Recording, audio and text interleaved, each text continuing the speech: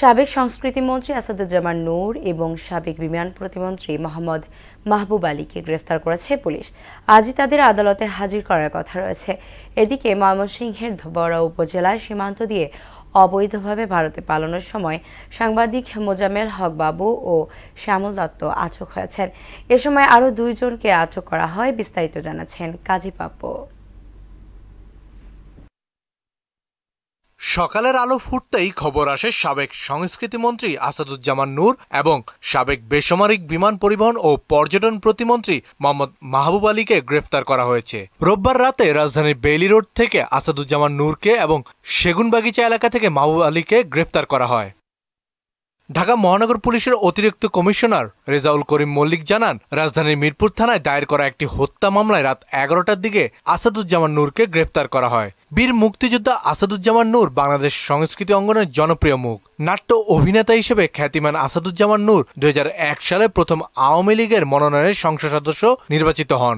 এরপর 2008, 2014, 2018 ও 2024 সালের নির্বাচনেও আসাদুজ্জামান নূর সংসদ সদস্য হন। 2014 সালের নির্বাচনের পর তিনি সংস্কৃতি মন্ত্রী হয়েছিলেন। নৌকার সংসার বড়ই কষ্টের। আর বিমান প্রতিমন্ত্রী মাহবুব আলীর বাড়ি হবিগঞ্জের মাধবপুর উপজেলায়। তিনি 2014 সাল থেকে টানা 2 বার সংসদ সদস্য ছিলেন। 2018 সালে তিনি বিমান প্রতিমন্ত্রী হন। এদিকে ময়মনসিংহের ধোবাউড়া উপজেলার সীমান্ত দিয়ে অবৈধভাবে ভারত পালানোর সময় সাংবাদিক মোজাম্মেল হক বাবু ও শ্যামল দত্ত আটক হয়েছেন। এ সময় আরও 2 জনকে আটক করা হয়। সোমবার ভোর 6টার দিকে উপজেলার দক্ষিণ মাইজপাড়া ও পোড়াকান্দলিয়া সীমান্তের মাঝামাঝি এলাকা থেকে স্থানীয় জনতা তাদের আটক করে ধোবাউড়া থানা পুলিশের হাতে সোপর্দ করে। সিদ্ধান্ত হয়েছে মামলা যে আয়ো আছেন হুন্ডা আসবেন বা সেই মামলাতেই হবে না। মানে ওই মামলার ভিত্তিতেই তাদেরকে হস্তান্তর করা হবে। মামলার ভিত্তিতে হস্তান্তর করা হবে। আমরা এখান থেকে আর কোনো মামলা দিচ্ছি না।